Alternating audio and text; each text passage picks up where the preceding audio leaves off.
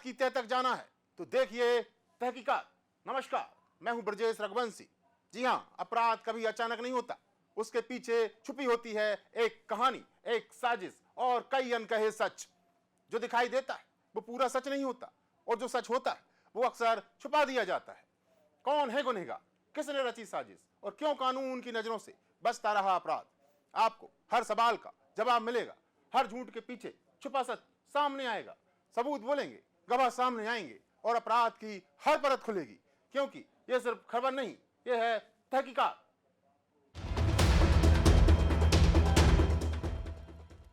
साजिश तो हवाओं की थी, मगर वो बादल थे जो बरस पड़े। कत्ल की इस वारदात के पीछे हवा में झुलती इतनी कहानियां थी जो खुद हत्यारे के गले की फांस बन गई। पति पत्नी के रिश्ते में मनमुटाव काफी हद तक हुए, कुछ सुलझे कुछ उलझे, पर हदें अक्सर तब पार हुई जब राज खुलकर सामने आ गए। तहकीकात में एक ऐसे सागर का जहां भरोसा तोड़ने वाला ही कातिल बन गया। ऐसा पति जिसने वैवाहिक बंधन के धागों को तार तार तो किया ही, अपनी भूल को स्वीकार करने की जगह वो खुद कातिल बन गया। ये कोई साधारण मामला नहीं। पेशे से डॉक्टर, वो पेशा जिसे हमारे समाज में भगवान का दर्जा दिया जाता है, वो खुद हैवान बन गया और अपने हाथों से उसने अपनी पत्नी का कत्ल कर दिया। अपनी करतूत छिपाने के लिए उसने तमाम हथकंडे अपनाए, और उन सबके पीछे कारण था पति का एक युवती से अफेयर, जिसे छिपाने की साजिश में एक डॉक्टर कातिल बन गया। आप देख रहे हैं तहकीकात।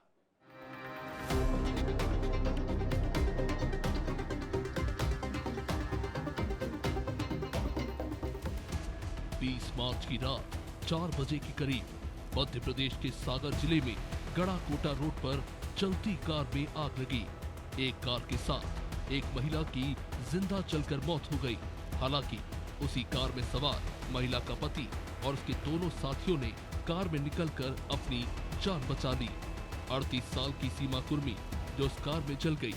इस आग में उनका शरीर काफी हद तक जल चुका था, लेकिन पोस्टमार्टम रिपोर्ट में जो नए खुलासे हुए वो चौंकाने वाले थे। उस रात महिला के पति डॉक्टर नीलेश कुर्मी ने पहले परिवार से कहा कि सीमा की तबीयत खराब हो गई, उसे अस्पताल लेकर जा रहे हैं। फिर कहा कि कार का एक्सीडेंट हो गया और कार खंती में उतर गई। फिर डॉक्टर नीलेश ने कहा कि कार में आग लग गई। ये सारी बातें डॉक्टर नीलेश ने अपने परिवार वालों को बताई। डॉक्टर के मुताबिक जब कार गड़ाकोटा रोड पर पहुंची तभी कार में अचानक आग भड़क उठी। सीमा कुर्मी पीछे की सीट पर बैठी थी और बेहोशी की हालत में थी। कुछ ही मिनटों में आग ने पूरी कार को अपनी चपेट में ले लिया और सीमा का शरीर बुरी तरह झुलसने के कारण मौके पर ही उसकी मौत हो गई। लेकिन पुलिस ने जब कड़ी से कड़ी मिलाना शुरू किया तो डॉक्टर नीलेश कुर्मी की करतूत का काला सच बाहर आ गया। पहले हार्ट अटैक, फिर एक्सीडेंट और फिर कार में आग लगने की कहानी। सागर पुलिस के लिए ये केस पहेली बनता जा रहा था, लेकिन पुलिस ने जब परिवार के लोगों से पूछताछ की तो तस्वीर साफ होने लगी। जिस जली हुई कार को आप देख रहे हैं, इस कार को जलाकर हत्या की वारदात को हादसा बताने के भरपूर प्रयास हुए, पर डॉक्टर नीलेश बच नहीं पाए। पुलिस ने चनाटोरिया कार अग्निकांड केस में एक के बाद एक सनसनीखेज खुलासे किए। पुलिस के मुताबिक डॉक्टर नीलेश कुर्मी ने पहले घर में अपनी पत्नी सीमा का गला घोटा और फिर सबूत मिटाने के लिए गड़ाकोटा से तकरीबन 50 किलोमीटर दूर ले जाकर कार में पेट्रोल डालकर आग लगा दी। और इस पूरी वारदात को अंजाम देने के लिए डॉक्टर नीलेश का 2 और लोगों ने भी साथ दिया। किया जो कछु इंजेक्शन जो कछु भी रिपोर्ट में आ है, लेकिन 100% है कि उसने मारो है उसको, और मरी हुई ले आके ये तो उसने नामो निशान मिटावे की कोशिश करी है।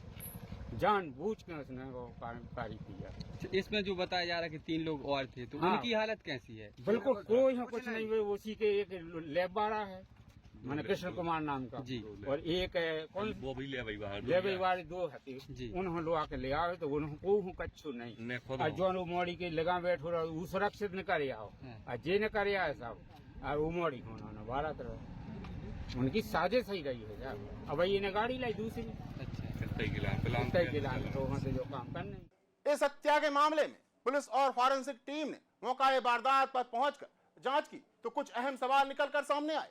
सवाल यह है कि जलती कार से पति और उसके 2 साथी बाहर निकले, लेकिन पत्नी सीमा बाहर क्यों नहीं निकल पाई? सीमा अगर कार में बेहोशी की हालत में थी तो उसे बचाने की कोशिश क्यों नहीं की जा सकी? कार में आग लगने पर सीमा की जलकर मौत हो गई, मगर पति और 2 साथियों को एक खरोंच भी नहीं आई। आग लगने के बाद कार में लगे सीएनजी में ब्लास्ट हुआ तो सब या कार के चीथड़े क्यों नहीं उड़े? आग लगने पर ड्राइवर साइड के दरवाजे लॉक हो गए थे, तो पति और साथी कैसे कार से निकलने में सफल हो गए? पुलिस जांच में सामने आया कि आरोपी डॉक्टर का एक युवती से अफेयर था। इसी को लेकर पति पत्नी के बीच अक्सर झगड़े होते थे। जांच में पता चला कि डॉक्टर नीलेश के संबंधों का पता सीमा को चल गया था। पति के संबंधों की जानकारी लगने के बाद दोनों के बीच के रिश्ते बिगड़ने लगे। जाहिर है सीमा अपने पति की बेवफाई को बर्दाश्त नहीं कर पाई और हालात बस से बदतर होते चले गए। 20 मार्च की रात भी डॉक्टर नीलेश रात के करीब 2 बजे घर लौटा और एक बार फिर नीलेश और सीमा के बीच विवाद होने लगा और ये झगड़ा इतना बढ़ गया कि तेज में आकर नीलेश ने सीमा का गला घोंट दिया। लेकिन इसी दौरान शोर सुनकर बेटी जाग गई और मां की हालत देखकर सवाल करने लगी, तो नीलेश ने सीमा की तबीयत खराब होने का बहाना बनाया और इसके बाद उसने अपने किराएदार रामकृष्ण और शुभम को बुलाया और हार्ट अटैक का बहाना बनाकर सीमा को लेकर कार से निकल गया। सीमा को पिछली सीट पर डालकर तीनों लगभग 4 बजे के करीब घर से 50 किलोमीटर दूर चनाटोरिया के पास एक सुनसान जगह पर पहुंचे। यहां पर पति ने कार रोककर सीमा पर पेट्रोल डाला और कार में आग लगा दी। तीनों आरोपियों ने शातिर तरीके से हत्या को हादसा बताने की साजिश रची और कार से बाहर निकलने के बाद सीमा समेत कार को जलता हुआ देखते रहे, लेकिन हत्या के तमाम प्रयास नाकाम हो गए। जब जांच के दौरान पुलिस को कुछ अहम सुराग हाथ लगे। जांच के दौरान कार में लगा सीएनजी टैंक सुरक्षित मिला। कार में ब्लास्ट के चलते आग लगने की थ्योरी फेल। पुलिस को मौके पर माचिस की जली हुई तीली मिली। आग पीछे की सीट से शुरू हुई, पेट्रोल डालने के सीधे संकेत। टोल नाके के सीसीटीवी में कार घटनास्थल की ओर जाती दिखी। घर के सीसीटीवी डीवीआर से पुलिस को कुछ अहम सुराग हाथ लगे। अपनी बेटी को कहे झूठ को सच साबित करने के लिए उसने परिवार वालों को भी वही कहानी सुनाई। 38 साल की सीमा के पिता राधा चरण पटेल बताते हैं कि उनके दामाद डॉक्टर नीलेश ने रात के करीब 4 बजे कॉल किया और कहा कि सीमा बोल नहीं रही है, बेहोशी की हालत में है, इसलिए सीमा को लेकर सागर के लिए निकल गए हैं। फिर कुछ देर बाद पति नीलेश का फोन आता है कि एक ट्रक ने कट मार दिया और गाड़ी खंदी में उतर गई और फिर सागर गड़ाकोटा रोड पर कार जली हुई हालत में मिली। तीनों कहानियों में विरोधाभास के चलते पुलिस को शक हुआ। पुलिस ने इसके बाद उस रात कार में मौजूद दोनों साथियों रामकृष्ण और शुभम से पूछताछ की। शुरुआत में दोनों कहानियां छिपाते रहे, लेकिन जब पुलिस ने सख्ती दिखाई तो दोनों ने सच उगल दिया कि आखिर किस तरह से डॉक्टर नीलेश कुर्मी ने अपनी पत्नी पर पेट्रोल डालकर कार समेत जला दिया। सीमा के भाई लोकेश पटेल ने बताया कि उसके जीजा डॉक्टर नीलेश कुर्मी ने करीब 1 महीने पहले ही नई टाटा पंच कार खरीदी थी जो पेट्रोल और सीएनजी से चलती थी और इसी कार से घटना के 2 दिन पहले नीलेश ससुराल भी आया था, जहां उसने बताया था कि गाड़ी में सीएनजी नहीं है, गाड़ी फिलहाल पेट्रोल से चल रही थी और गड़ाकोटा में सीएनजी फिलिंग स्टेशन भी नहीं है। ऐसे में गाड़ी में ब्लास्ट होना सवाल खड़े करता है। वहीं इस बात की पुष्टि फॉरेंसिक जांच में भी हो गई है कि गाड़ी में कोई ब्लास्ट नहीं हुआ था। ये 2 दिन पहले की घटना है। पुलिस को सूचना मिली थी तो जिसमें पुलिस ने इन्वेस्टिगेशन किया प्राइमा फेसिया, तो ये निकल करके आया कि डॉक्टर है, इसने अपनी पत्नी को कार के अंदर कुछ जलनशील पदार्थ डाल करके जलाया है और जिससे उसकी मृत्यु हुई है और इनके द्वारा आरोप जो इनके द्वारा जुर्म है जो कबूल करना स्वीकार किया है। और इसके साथ साथ इसमें इनिशियली ये समझ में आया कि डॉक्टर का कहीं किसी और जगह पे प्रेम प्रसंग था जिसके कारण उसने ये घटना करी। कितने आरोपी बने हैं? इसमें टोटल 3 आरोपी हैं, एक डॉक्टर है और 2 उसके अन्य साथी भी है। डॉक्टर पहले से उसे अच्छी अवस्था में लेकर पहुंचा थे। ये इनिशियली जिस तरह से घटनाक्रम हुआ है उसके द्वारा बताया गया था कि बीमार थी तो अचेत अवस्था में उसको गाड़ी में डालकर जलाया था। सर, एक के अवैध संबंध की बात सामने आ रही है कि दोनों की? डॉक्टर के कहीं किसी और जगह प्रेम संबंध के बारे में क्लियर हुआ है। इस केस में मुख्य आरोपी डॉक्टर नीलेश कुर्मी, जिसकी 15 साल पहले जुगना गांव की रहने वाली सीमा पटेल से शादी हुई। शादी के बाद दोनों को 2 बेटियां और 1 बेटा हुआ, मगर सीमा के पिता बताते हैं कि दोनों का रिश्ता बिगड़ते चला गया। नीलेश फोन पर बात करते रहते थे और देर तक घर नहीं लौटते थे। इसी को लेकर बेटी का शक गहराता चला गया। नतीजा, दोनों के बीच विवाद होने लगा। हद तो तब हो गई जब नीलेश ने सीमा के साथ मारपीट करना शुरू कर दिया, पर किसी को इस बात का अंदेशा नहीं था कि नीलेश सीमा की जान ले लेगा। एसपी सागर लोकेश कुमार सिन्हा के अनुसार जांच में खुलासा हुआ कि डॉक्टर नीलेश कुर्मी का एक युवती के साथ प्रेम प्रसंग चल रहा था। इसी कारण वो अपनी पत्नी को रास्ते से हटाना चाहता था। शुरुआती जांच में ही आगजनी की घटना संदेहास्पद लग रही थी। आखिर कैसे 3 लोगों को एक खरोच तक नहीं आई और पत्नी कार के अंदर जल गई। पुलिस की माने तो कार में आग अगर पीछे की ओर से लगी तो कार के अंदर शव जिस रफ्तार से चला, कार उस रफ्तार से नहीं चली। अगर कार में आग लगने पर ड्राइवर साइड और उसके ठीक पीछे वाला गेट लॉक हो गए थे। ऐसे में ड्राइवर सीट पर बैठा नीलेश और उसके पीछे बैठे साथी बाजू के गेट से आसानी से बाहर आ गए, लेकिन सीमा को नहीं निकाल पाए। साफ हो गया कि कार में आग लगी नहीं, लगाई गई। कार में आग लगाने वाला डॉक्टर नीलेश गिरफ्तार हो चुका है और रामकृष्ण और शुभम को सीमा की हत्या में साथ देने के जुर्म में गिरफ्तार कर लिया गया है। पूछताछ में ये लोग बार बार अपने बयानों को भी बदलते रहे। फिर उनके बयानों को क्रॉस वेरीफाई किया गया, तो जिससे ये घटना में ये निकल करके आया है कि मृतिका जो है उसका पति डॉक्टर है और उसके द्वारा ही मृतिका को कुछ ज्वलनशील पदार्थ डाल करके उसमें आग लगाई गई थी, जिससे उसकी डेथ हुई है। और इसमें अभी आगामी और विवेचना की जा रही है। इसमें बीएनएस की धारा 103 के तहत प्रकरण पंजीबद्ध किया गया है।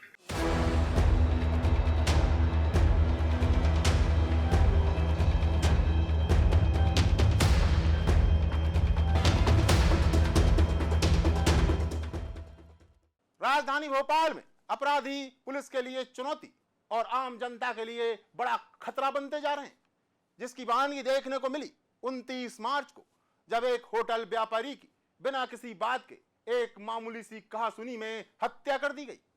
जिस मामले से होटल व्यापारी का कोई लेना देना ही नहीं था, बस सरफिरे बदमाश ने सिर्फ इसलिए एक होटल व्यापारी को चाकू से दाग दिया क्योंकि वो झगड़े को शांत कराने की कोशिश कर रहा था। उस रात विजय मेवाड़ा होटल बंद कर घर लौट रहे थे और अपने कर्मचारियों को प्रगति नगर छोड़ने जा रहे थे। रविवार देर रात तकरीबन 1:30 बजे वो होटल बंद कर कर्मचारी को छोड़ने प्रगति नगर गए।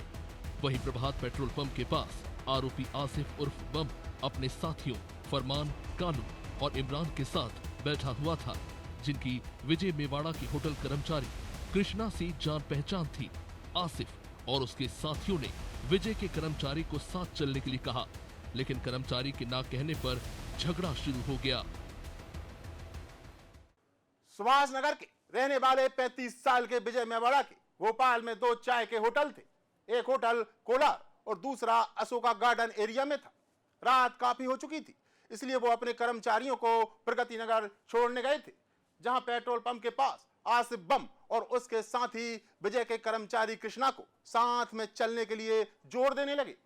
पर होटल कर्मचारी ने सुबह जल्दी उठकर काम पर जाने का कारण बताकर साथ जाने से मना कर दिया। इस बात पर आसिफ भड़क गया। मामला बिगड़ते देख विजय ने बीच बचाव की कोशिश की, पर बात सुलझने की बजाय और उलझ गई।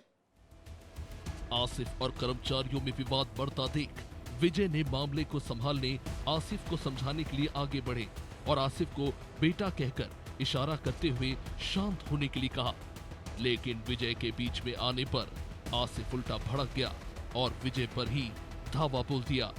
आसिफ ने विजय मेवाड़ा पर चाकू से ताबड़तोड़ वार किए। पेट और चाकू पर एक के बाद एक हुए घातक वार के चलते विजय वहीं जमीन पर गिर पड़ा। राजधानी भोपाल में हत्याकांड की सनसनीखेज वारदात। मामूली बात पर होटल व्यापारी की चाकू से गोदकर हत्या। अशोका गार्डन इलाके में देर रात सरे राह हुई चाकूबाजी। सरफिरा बदमाश आसिफ कुरैशी और बम ने की हत्या। देर रात अपने कर्मचारी को छोड़ने गया था विजय मेवाड़ा। कर्मचारी से वहीं झगड़ पड़ा था बदमाश आसिफ बम। बीच बचाव करने गए होटल व्यापारी पर ही आसिफ ने किया हमला। चाकू से हमला कर उसने पेट और सीने को किया छलनी। खून से लथपथ विजय को उसके कर्मचारी और वहां मौजूद कुछ लोग हड़बड़ी में अस्पताल लेकर पहुंचे। हमीदिया अस्पताल में विजय का इलाज शुरू हुआ, लेकिन पेट और सीने में गहरे जख्म होने के चलते काफी कोशिशों के बाद भी विजय को बचाया नहीं जा सका और मात्र 35 साल की उम्र में विजय की मौत हो गई। उधर आसिफ और उसके साथी वारदात के बाद फरार हो गए। इस वारदात के सामने आने के बाद शहर में लोगों का गुस्सा फूट पड़ा। जिस तरह से विजय की एक सरफरे अपराधी ने सरेआम हत्या कर दी, ऐसे में लोगों का अपनी सुरक्षा को लेकर चिंतित होना जायज है। मामले के सामने आने के बाद मृतक विजय मेवाड़ा के घर के पास सुभाष नगर में भीड़ जुटना शुरू हो गई। सोमवार सुबह तमाम संगठनों ने सुभाष कॉलोनी में मृतक के घर के पास रास्ता जाम कर दिया। भीड़ ने थाने का घेराव कर दिया। इलाके की तमाम दुकानें बंद कर दी गई। भीड़ इतनी आक्रोश में थी कि मुख्य आरोपी आसिफ कुरैशी उर्फ बम के एनकाउंटर की मांग करने लगी। पुलिस के लिए भी भीड़ को संभालना चुनौती बन गया था। मेन सड़क पर कई घंटों तक जाम की स्थिति बन गई। पुलिस पर भी काफी दबाव था, जिस दौरान पुलिस ने मामले में शामिल 3 संदेही फरमान, कालू और इमरान को गिरफ्तार कर लिया। पर मुख्य आरोपी आसिफ उर्फ बम अभी भी फरार चल रहा था, जिस पर पुलिस ने 30,000 का इनाम घोषित कर दिया। उसी समय का एक मामूली विवाद था, जिसके कारण जो है ना ये हत्या हुई। कोई पुरानी रंजिश अभी तक समझ में नहीं आई। सर, स्कूल को लोगों ने प्रोटेस्ट भी किया था सर इसको लेकर के, तो क्या उसमें कोई लाठीचार्ज वगैरह भी कुछ पुलिस के द्वारा किया गया? नहीं, कोई वो उस तरह का लाठीचार्ज वाली बात नहीं है। सिंपली वो क्राउड कंट्रोल का मैकेनिज्म होता है। पुलिसिंग की क्या स्थिति है वो हम इसी केस से जुड़ी मुख्य कड़ी के जरिए आपको बता रहे हैं। प्रगति नगर में जिस मकान में विजय मेवाड़ा का कर्मचारी कृष्णा रहता था, वह अब्दुल रमीज का मकान है और इसी मकान में रेहाना खान बीते कई महीनों से किराए पर रह रही थी। उसने अपना आधार कार्ड भी मकान मालिक को दिया और थाने में भी पुलिस को जानकारी दी, पर मकान मालिक को रेहाना खान की हकीकत बाद में पता चली, जब रेहाना खान के पति को तलाशते हुए जहांगीराबाद पुलिस घर आ पहुंची। मकान मालिक ने घर खाली करने के लिए कई बार थाने के चक्कर काटे, पर कुछ नहीं हुआ। रेहाना खान का पति और कोई नहीं, शरीफ खान उर्फ बच्चा है, जिस पर हत्या के प्रयास, रंगदारी, मारपीट, गांजा बेचने जैसे 2 दर्जन मुकदमे चल रहे हैं, जो कुख्यात बदमाश आमिर उर्फ मुर्गी के साथ कई वारदातें भी कर चुका।